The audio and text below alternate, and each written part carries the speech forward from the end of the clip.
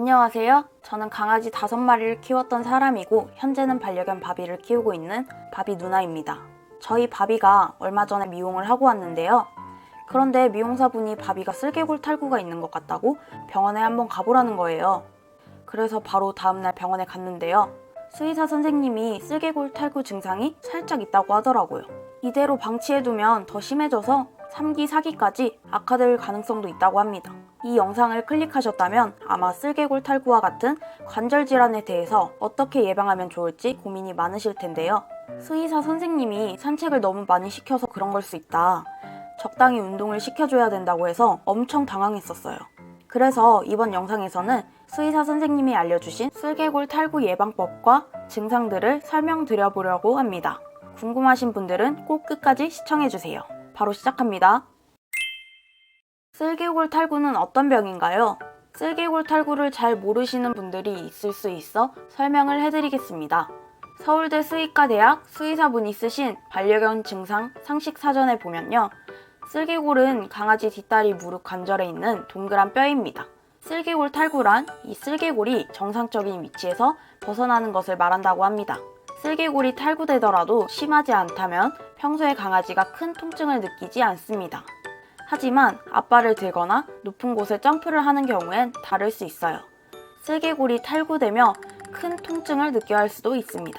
이런 증상이 있는 강아지들은 높은 곳에서 점프를 하거나 뛰어내리는 것을 주저하기도 합니다. 혹은 한쪽 다리를 들고 있거나 절뚝거리기도 하죠. 쓸개골 탈구의 원인은 무엇일까요? 이러한 관절 질환의 원인은 대부분 유전적인 원인이 큽니다. 특히 소형견에 속하는 아이들의 경우 쓸개골 탈구가 매우 빈번하게 나타납니다. 무려 소형견의 80%가 이 질환에 걸릴 정도로 발병 확률이 높습니다. 또한 암컷 강아지가 수컷 강아지보다 발병될 확률이 1.5배 이상 높다고 해요. 이런 원인은 선천적으로 소형견의 쓸개골 관절 구조 자체가 결함이 있기 때문인데요. 대부분의 대형견들은 관절이 튼튼하고 큰 문제가 없습니다. 하지만 소형견들은 사람들의 니즈에 맞게 대형견에서 소형견으로 점차 작아져 왔습니다.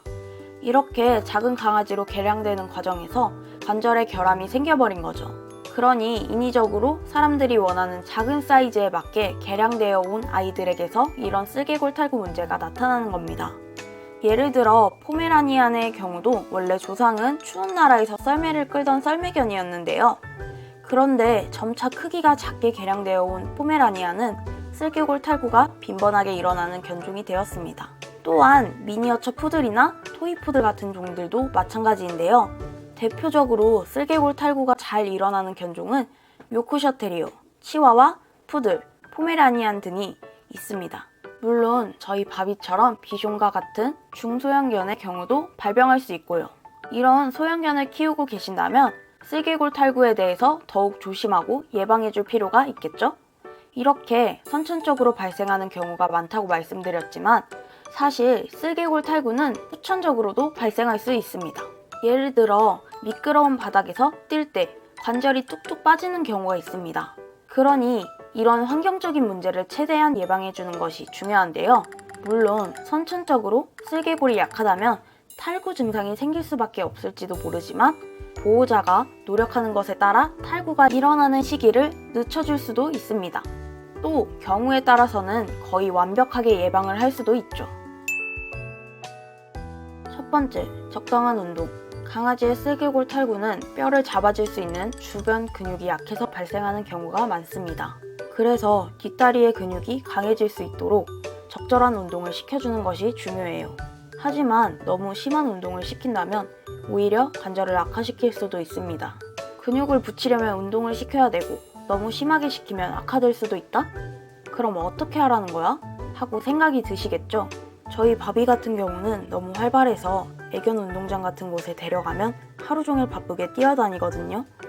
저는 무작정 많이 놀 수 있게 해주면 좋을 거라 생각했는데 이렇게 관절에 무리가 갔다고 하니까 조금 반성하게 되더라고요. 강아지가 이렇게 헥헥거리면서 지쳐한다거나 바비처럼 관절이 약한 친구들은 적당한 운동량을 지켜주는 것이 좋습니다. 그래서 요즘은 최대한 적은 시간이라도 자주 나가주자는 생각으로 산책을 하고 있어요. 틈날 때마다 10분, 20분씩 끊어서 산책을 시켜주는 편이랍니다. 관절이 약하지 않은 강아지라면 적절하게 운동을 시켜주는 것이 좋습니다. 다만 바비처럼 쓸개골 탈구 증상이 있는 강아지라면 너무 과한 운동은 피해주세요. 그리고 짧은 시간 동안 하루 10분만이라도 자주자주 시켜주자는 식으로 운동을 해주시는 게 좋습니다. 현실적으로 하루에 몇 번씩 산책을 시켜주기 어려울 수도 있습니다. 하지만 10분 정도 간단한 산책은 강아지뿐만 아니라 여러분의 기분도 좋게 만들어줍니다.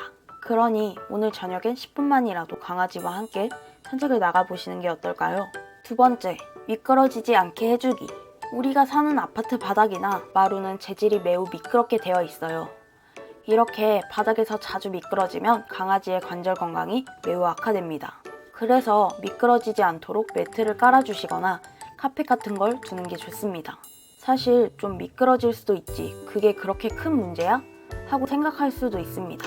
하지만 흡연도 하루 이틀 하는 게 문제가 아니라 수십 년 하는 게 문제이듯이 강아지들도 10년이 넘는 시간 동안 계속 미끄러운 바닥에서 뛰어다닌다면 더욱 상태가 악화될 수밖에 없겠죠. 그러니 강아지가 자주 다니는 곳만이라도 매트를 설치해 주시면 예방에 도움이 많이 됩니다. 세 번째, 적정 체중 조절. 강아지의 체중 조절을 해주는 것이 쓸개골 탈구 예방에서 핵심인데요. 관절의 무거운 무게가 실릴수록 무리가 가기 때문에 살이 많이 찐다면 쓸개골 탈구가 발생할 확률이 높아집니다.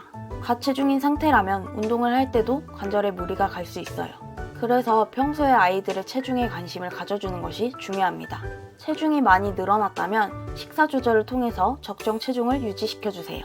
네 번째, 집안의 환경 바꾸기. 강아지가 가장 오랜 시간을 보내는 공간이 어디일까요? 네, 바로 여러분과 함께 사는 집이겠죠? 강아지들은 침대나 소파 혹은 책상이나 의자 등 다양한 곳에 올라가고 점프를 하기도 하죠. 이런 과한 점프가 쓸개골 인대를 늘어나게 만들고 탈구를 유발하게 됩니다. 이런 행동을 하지 않도록 잘 지도해주는 것이 중요합니다. 하지만 그렇다고 침대를 치우거나 소파를 버릴 수도 없겠죠. 그러니 소파나 침대 같은 경우엔 강아지 전용 계단을 활용하는 방법도 좋은 해결책입니다. 이런 강아지 관절 건강 예방법에 대해서는 이전 영상에서 더 자세히 다루었으니 필요하시다면 위쪽에 카드를 클릭해보세요. 강아지가 통증을 느끼는 경우라면 이미 쓸개골 탈구가 많이 진행된 상황일 수 있습니다. 보통 쓸개골 탈구는 1기에서 4기로 나뉘는데요. 1에서 2기에는 통증이 심하지 않아 강아지가 스스로 다리를 펴서 쓸개골을 원위치로 시킨다고 합니다. 때문에 보호자분들이 알아주지 못하는 경우도 많습니다. 심지어는 3, 4기가 돼도 모르는 경우가 있죠. 저도 나름 강아지에 대해서 모르는 게 없다고 생각했는데 유용사분이 미리 알려주시지 않았다면 놓치고 지나갈 뻔했습니다. 강아지가 낑낑거리는 소리를 내며 다리를 불편해하거나 한쪽 다리를 들어 저는 듯한 행동을 한다면 반드시 진료를 받아보시길 바랍니다. 의사 선생님들마다 다르지만 보통은 아이가 얼마나 아파하는지에 따라 수술을 결정한다고 합니다. 3, 4기라면 대부분 수술을 하는 편이고 2기의 경우에는 아이가 많이 아파한다면 경과를 지켜보고 수술을 할 수도 있다고 해요.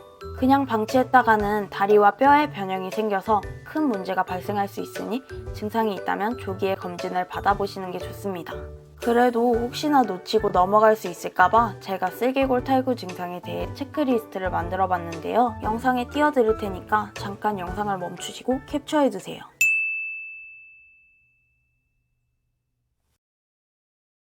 이렇게 기억해뒀다가 나중에 혹시 이런 증상들이 나타난다면 병원에 방문해서 진단을 받아보면 좋겠죠?